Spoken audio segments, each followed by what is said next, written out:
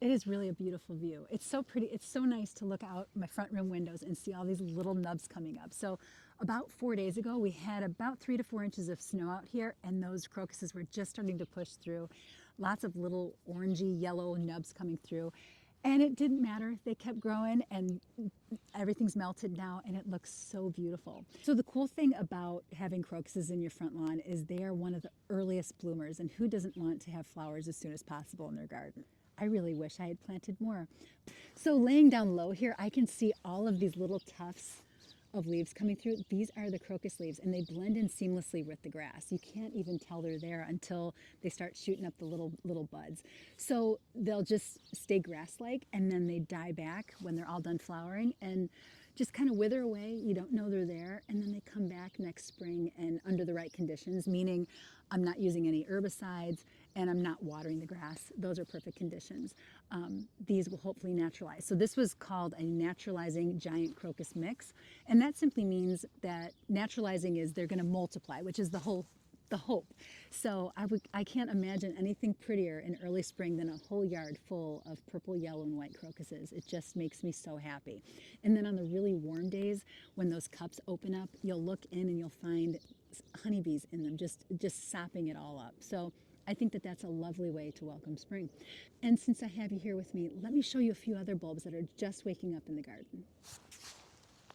It doesn't look like much right now, but these are tulips, and they come back for me every single spring. And the only reason why this type of tulip comes back is because it's a species tulip.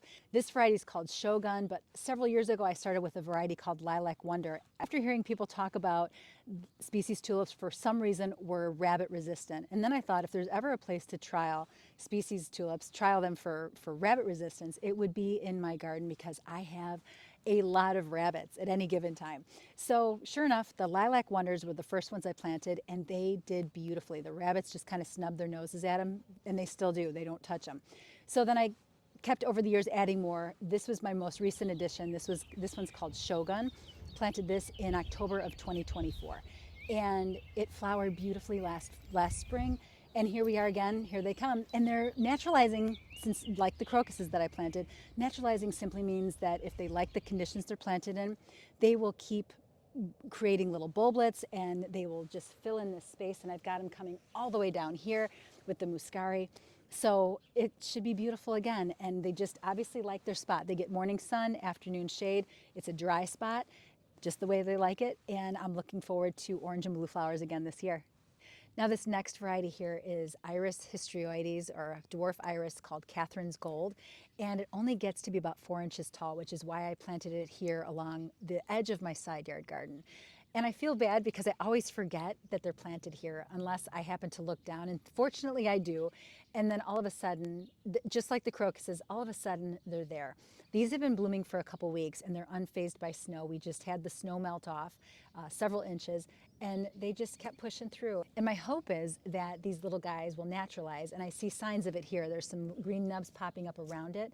So hopefully they will naturalize. They've been here for a couple years, and I only planted a handful of them, so wishing I had planted more. But it looks like they like it here, so far so good.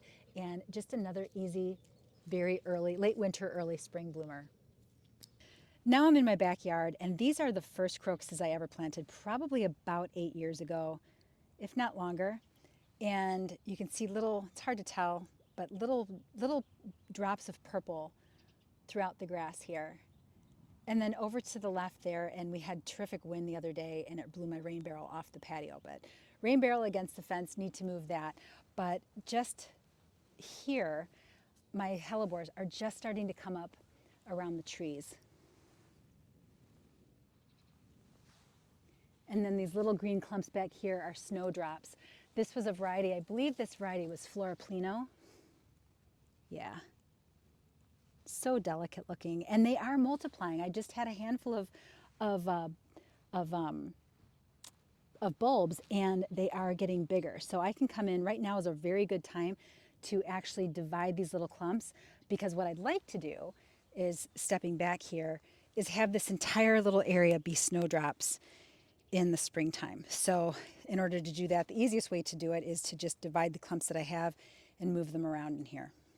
Now this last bunch are bulbs that started life in my garage. So I potted them up last fall, and just left them in the soil, didn't water them in, just kind of let them hang out in the soil in the garage and got their cold treatment in there. And then a few weeks ago, I moved them out to the patio. It's south facing.